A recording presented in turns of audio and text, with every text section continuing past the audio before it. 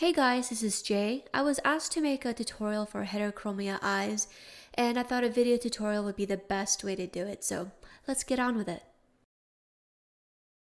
So, before we can truly begin, there are some programs that you're going to need in order to do this. You are going to need Blender, Sims 4 Studio, Photoshop, and though this is not a program, you are going to need a UV guide.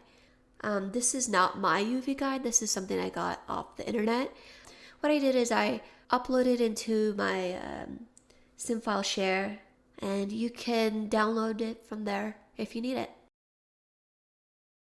In order for heterochromia to work, we're going to need a mesh. Heterochromia is kind of like a contact lens that goes over your default eyes. So as you can see here, this is not where the eye texture usually is. It's over here. This is its original home right here. But because this is a mesh, it cannot be in the same area as your default eyes. Otherwise, it ceases to exist. The default eye color will just take over and it'll just be a mesh for nothing. So the plan of action is to create a mesh, move it into another area, and then retexture it. The best mesh I feel comes from vampires. Why? Because it's resizable, meaning that if you change the size of your eyes, it will change with it. It's very fluid. It looks very natural. It is a tiny bit bigger than the eye without heterochromia, but it's not very noticeable. Let's go ahead and get our mesh. So we start this off by clicking this option, Create 3D Mesh. Press the cast button. For the part type, we will go to eye color, game pack, let's filter it out, vampires, age, we'll do adult. We're also going to need a mesh for children and toddlers because the placement of them is a tiny bit different. Yeah, I'll go ahead and show you that later. So for right now, we'll do the adult. I'll click the first one that I see. We'll name that 1. Go over here to the mesh tab, export. We'll also name that 1. Now we'll go ahead and do the child one as well. We'll prepare it. Might as well, we're already here. Again, 3D mesh, cast, but this time child. Now I believe the child mesh and the toddler mesh are the same. They're the same placement. We're just gonna need to take the child texture and then import over to the toddler texture. So we'll also do that first one for the children. We'll name that 2. Export the mesh for that. We'll also name that 2. Okay, so let's open up the adult mesh. We'll go ahead and set her up. So you can see there are 2 half spheres over here. Here is the UV editor window. And so this is where the UV map is going to help us. So press X here, open. And so what we want to do is move this mesh from here to somewhere over here. But first, we need to decide which eye do you want your heterochromia to affect. Highlight all the ones that we don't want and delete it. So now we are left with 1 half sphere. Now we'll select all of that and move it to our new area. We have to be very mindful where we move it because wherever we move it to is what it will conflict with.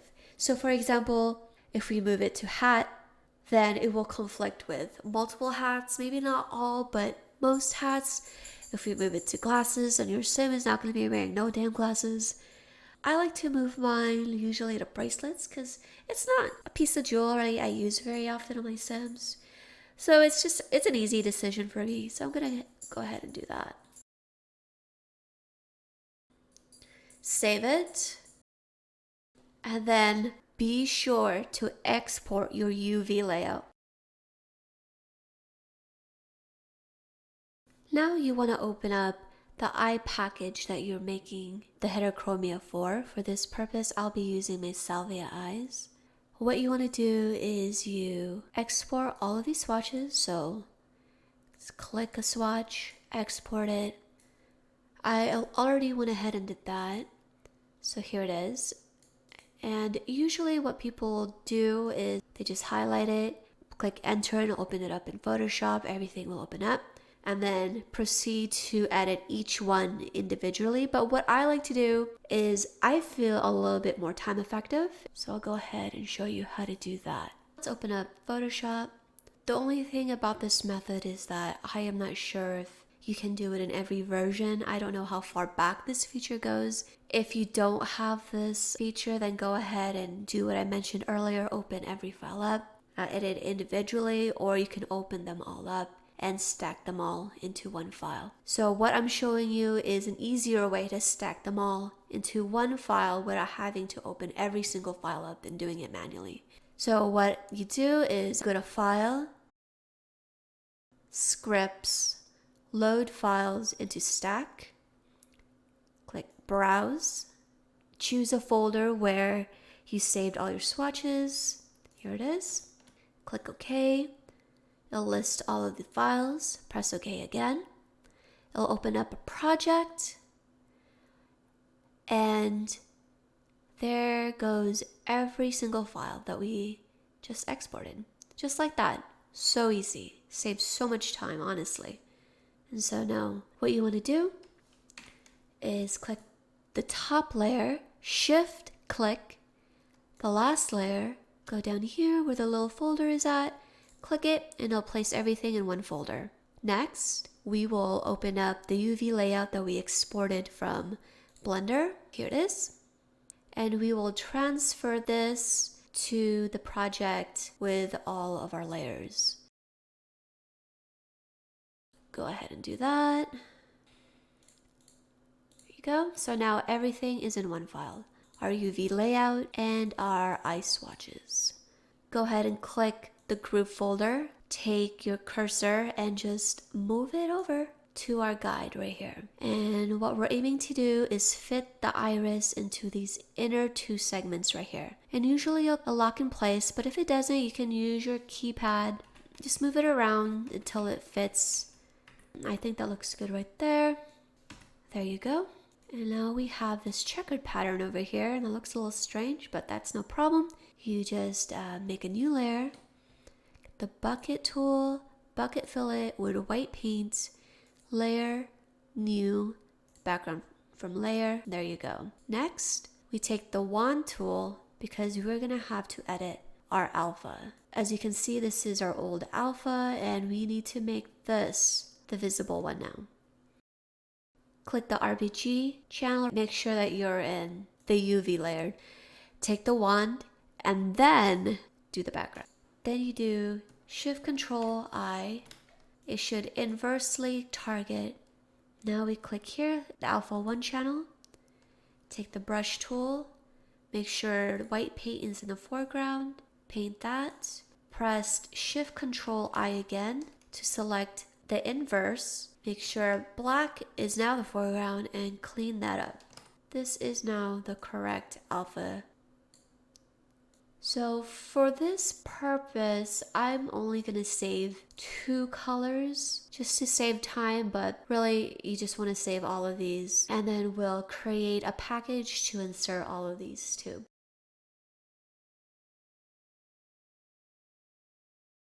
Next, we'll create the package.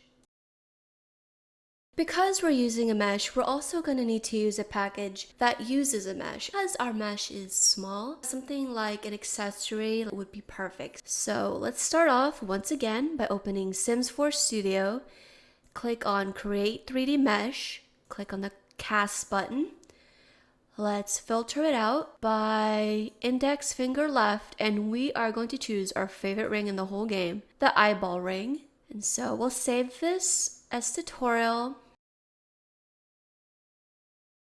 So now we're going to flip over to the mesh tag, and we're going to import the mesh that we edited in the beginning of the video. And you'll end up with this monstrosity. We'll fix that by click on Diffuse, import one of the swatches, and ta-da!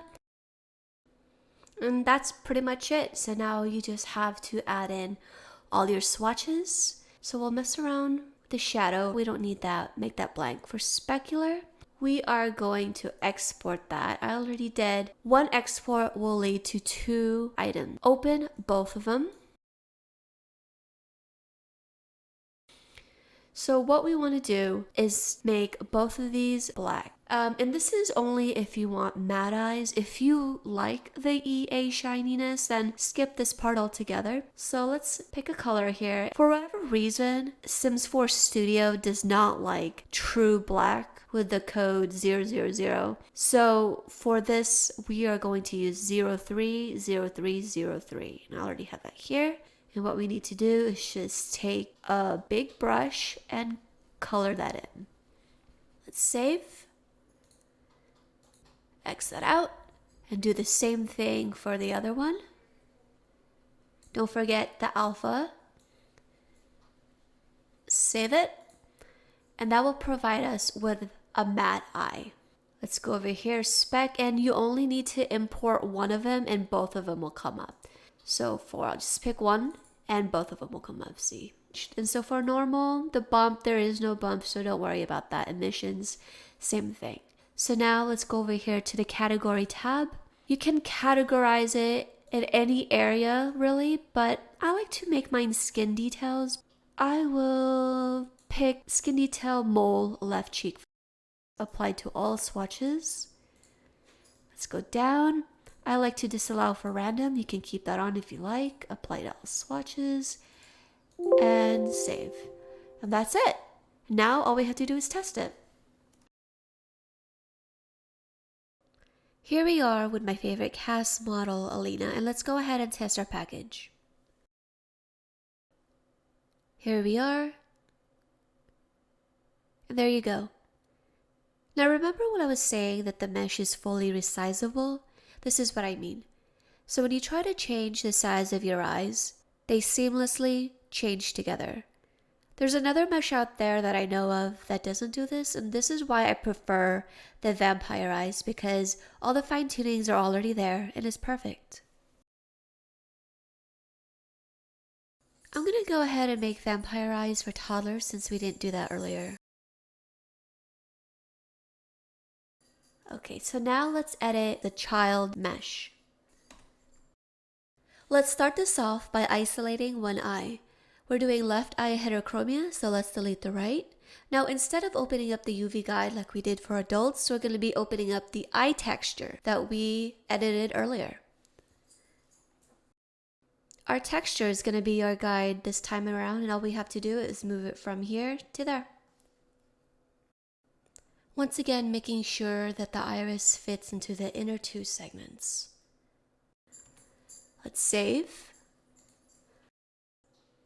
On with the toddler mesh, and we're going to be doing the same process that we just did for children. Click on Create 3D Mesh and make 2 separate packages of the same eyeball ring that we used for adults. So let's open up the package for children. I know you see an adult here, but that's fine. Don't worry about it. We'll fix that. So first, let's import our mesh. Number 2. And I forgot to do this earlier, but the LODs are something that you need to put in your mesh as well. And you can go ahead and decimate it so that it's a proper, it's smaller with each LOD, but I just feel like the original mesh is so small already that it's like no problem for me, but that's just how I personally feel. And so I'm just gonna go ahead and import the same mesh for all the LODs.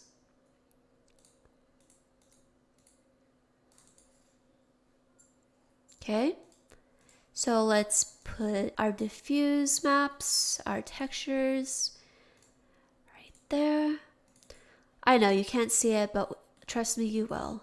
Let's just finish this first and then we'll get to the categories. So again, shadow, nothing, spec, import the same specular maps that we worked on for adults. Normal, nothing, emission, nothing. So let's go to categories. So for age and gender flags, we will check all of these and check child.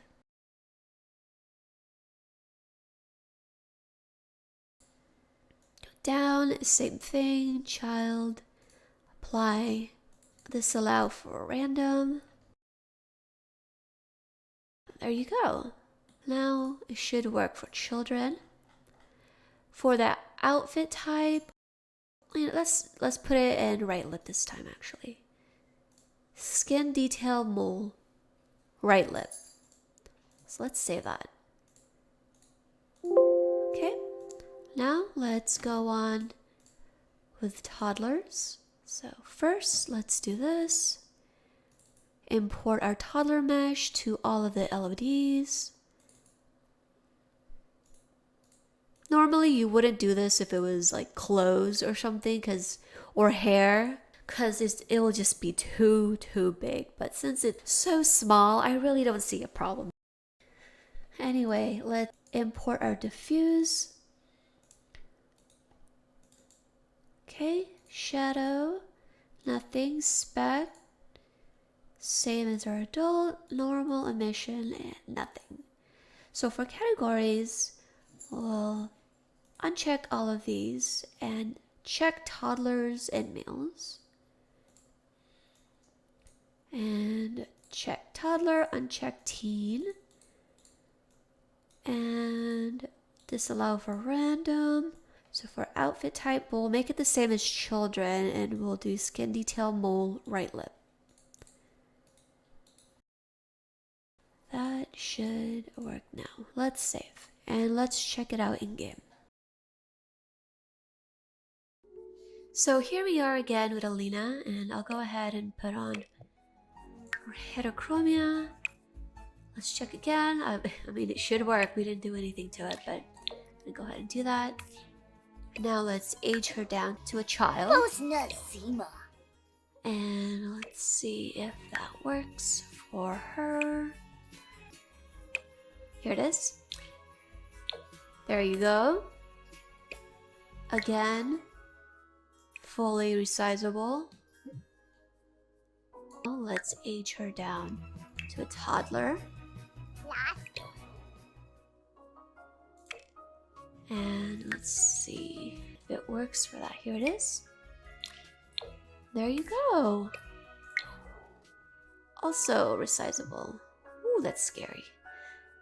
And so that's it, guys. That's all there is to making heterochromia. It's actually quite a long process, especially if there's a lot of swatches you have to do, and especially if you don't have the scripts feature that I showed you earlier in Photoshop. But if you do, it'll cut the workload down about half. And so it's really about just making sure that you have the mesh aligned right and the categories set right and all that good stuff. So if you have any questions, please let me know, comments down below, or send me an ask on Tumblr. And thank you for bearing with me. I know this was a long, terribly long tutorial, and I hope to make more videos soon. Thank you guys, bye!